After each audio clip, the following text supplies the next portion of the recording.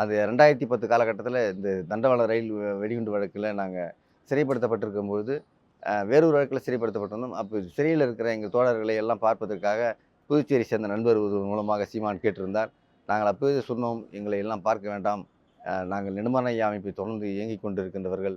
எங்களை எல்லாம் பார்த்தீங்கன்னா பிரச்சனை." இப்ப தான் நினைக்கிறோம் அதெல்லாம் அவரை பார்க்க அனுமதிச்சிருந்தா என்ன ஆயிருக்கும்னு சொல்லி. பார்க்க அனுமதிச்சிருந்தால் எங்களையும் அவர் தம்பி ஆக்கியிருப்பார். அப்படியான சூழல் இங்கே பரவலாக நிறைவேற்றிருக்கும்.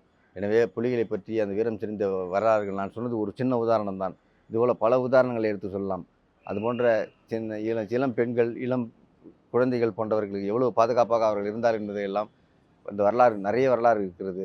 2007, 2008 காலகட்டங்கள்ல தொடர்ந்து இங்கே விடுதலை புலிகள் இருந்தாங்க. தொடர்ந்து மருந்து பொருட்கள்லாம் இங்கிருந்து அனுப்பப்பட்டது. அப்படி அனுப்பப்படும்போது விடுதலை புலிகள் அமைப்பை சார்ந்த ஒரு 2, 3 பேர் ஒண்ணாக சேர்ந்து வந்தார்கள் என்றால் ஒரு வேலையை செய்து முடிப்போம். அடுத்து 1 மாதம், 2 மாதம் கழித்து இன்னொரு வேலை செய்கின்ற பொழுது, போன முறை வேலைக்கு ஈடுபட்டிருந்த இந்த நபர் வந்து எதிரிலே வரும்போது அவரை பார்த்து கை அசைத்தால் கூட பக்கத்திலே இருக்கிற அந்த விடுதலை புலி சொல்லுவார், "அவரை பார்க்காதீர்கள், அவரிடம் பேசாதீர்கள். அவர் இப்பொழுது இந்த வேலைக்காக பணிக்கப்பட்டிருக்கிறார் என்று தெரியவில்லை. அவர் போன முறை தான் அந்த வேலைக்கு அனுப்பப்பட்டிருக்கிறார். இந்த முறை இயக்கத்தில் இருக்கிறாரா, இல்லையா என்று கூட தெரியாது" என்றெல்லாம் சந்தேகப்படக்கூடிய ஒரு நபர்களாகத்தான் விடுதலை புலிகள் இருந்தார்கள். அவர்களுக்குள்ளே இலங்கையிலிருந்து வந்திருக்க தமிழர்களுக்குள்ளேயே சந்தேகப்படுகின்ற ஒரு மிகப்பெரிய ஆற்றல் மிக்கவர்களாகவே இருந்தார்கள். அது அவர்களுக்கு தேவையாம கூட இருந்தது.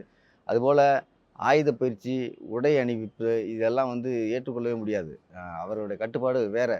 அது எத்தனை 6 ஆண்டு காலம், 5 ஆண்டு காலம் பயிற்சி பெற்றவர்களுக்கு பிறகு தான் அவர்களுக்கு அந்த ஆயுத பயிற்சி கொடுப்பது, இயக்கத்திலே சேர்த்துக் கொள்வது போன்ற பல்வேறு கட்டுப்பாடுகளை வைத்துக் கொண்டிருந்த புலிகள், இப்படி சீமான் சொல்லுகிறது போல துப்பாக்கி ஏந்தி குறிபார்த்து சுடுங்கள், ரவை குண்டு தோட்டாக்களை வைத்து குறிபார்த்தார், குதிரை கையில் வைத்திருக்கும்போது கை நடுங்கியது, 8, 7, 9 என்றெல்லாம் மார்க் போட்டதெல்லாம் சும்மா ஏத்துக்க முடியாத கதை. அது எப்பயும் சீமான் சினிமாவுக்கு சொல்லுகிற கதை போல இதுக்கும் கதை சொல்லியிருக்கிறார் என்று தான் பார்க்க வேண்டியது.